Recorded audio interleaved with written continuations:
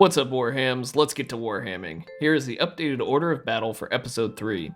If you haven't checked out Episode 3 yet, you should do so here. Now we'll move on to rolling our battle scars. I'm going to start with my mortars, squad number 7. Alright, they're good. My other mortar squad that died, my primary psyker. I think that's the 2. I think it knocked the other 2 into a 1. Okay. Play back later. Yeah, I'll check that footage. My priest. And my tank commander. Alright, they're all good. So there's a lot of out of action. So, actually the Abominant survived, but the Kellamorph, 2. This is my Patriarch, 1. So he takes battle scar. The Magus is fine. The Acolytes are fine. The Genestealers are fine. The unit with the Cultist Knife leader.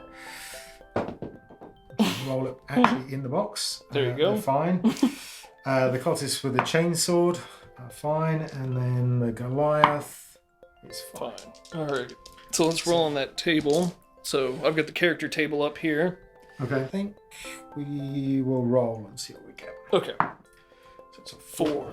A 4 is chest wound. Reduce the wound's characteristics of one character in this unit by 1. So Chris's agendas for this battle were Assassins and Cull the Hordes. His Patriarch rolled a 1 on its out-of-action test and received a battle scar, chest wound, which is getting off pretty light for receiving 4 Demolisher shells to the face. What chest wound does is it reduces the wound characteristic of the character by 1. But on the positive side, the Patriarch got 2 points for Assassins when he killed my priest, and 1 point for Cull the Hordes when he slaughtered a bunch of guardsmen in combat. The Patriarch was marked for greatness, bringing his experience total to 7 and leveling him up to Blooded. The paddled trait that Chris has chosen for him is the relic Artisan Bionics, which gives +1 strength and a 5+ feel no pain. The Abominant got 2 points for Assassins when he finished off my tank commander, bringing his experience up to 3. The Acolyte Hybrids got 2 experience for Assassins as well when they killed my primary psyker, also bringing them up to 3 experience. The Neophyte Hybrids with the Weber got 1 point for Cull the Hordes and 1 point for participating in the battle, bringing them up to 2 experience. The Kellamorph showed up, split fire, and killed both of my mortar units in the same turn, granting him Cull the Hordes and bringing his experience up to 2. The Rot Grinder also got Cull the Hordes when it flamed my infantry squad that was in the center of the battlefield, bringing his experience up to 2 as well. Everyone else got 1 experience point for participation, with the exception of the Sanctus, who was not informed of the battle and didn't show up. With all the upgrades, Chris's Crusade point total is 5, and with the requisition point from this battle, his requisition point total is 2. Moving on to the Astra Militarum side of things, the agendas were Assassins and Sentinel, and yet again I was unable to pull off Sentinel due to the Kellamorph taking out my mortars. Luckily enough though, everyone escaped without a battle scar. The tank commander was the real MVP and he got 4 kills. The Genestealers, the Rock Truck, the Magus, and the Acolytes, which gave him a point for Dealers of Death and 2 points for Assassins. All this, along with the participation point, brought his experience total to 9, which more than leveled him up since he was on the cusp of leveling up after last battle.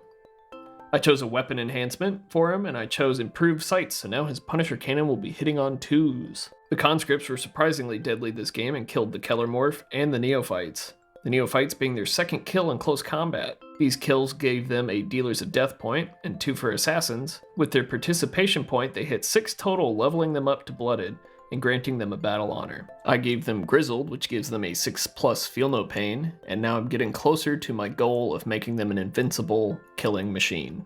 And now we get to my Demolisher Siege tank. It took 4 Demolisher shells, but it managed to take out the Patriarch, granting it 2 points for Assassins. I decided to reward it for such an excellent show of force that I marked it for greatness, bringing its experience total up to 8, and leveling the tank up to Blooded. To show that the tank crew is getting better at shooting, I gave them improved sights, so now the Demolisher Cannon can hit on 3s.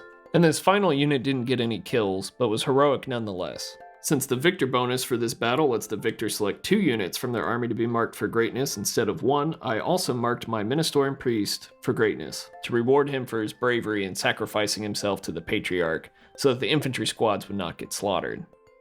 After being marked for greatness, he was leveled up to Blooded, and I chose the weapon enhancement Shredder, which lets his chainsword always wound on a 4+, regardless of the target's toughness.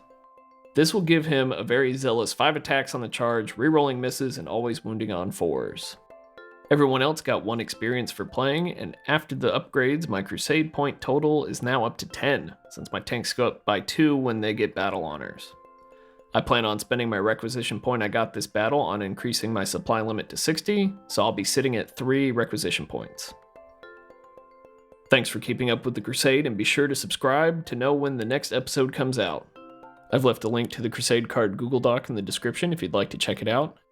As always, thanks for warhamming with me, and I'll see you in the next one.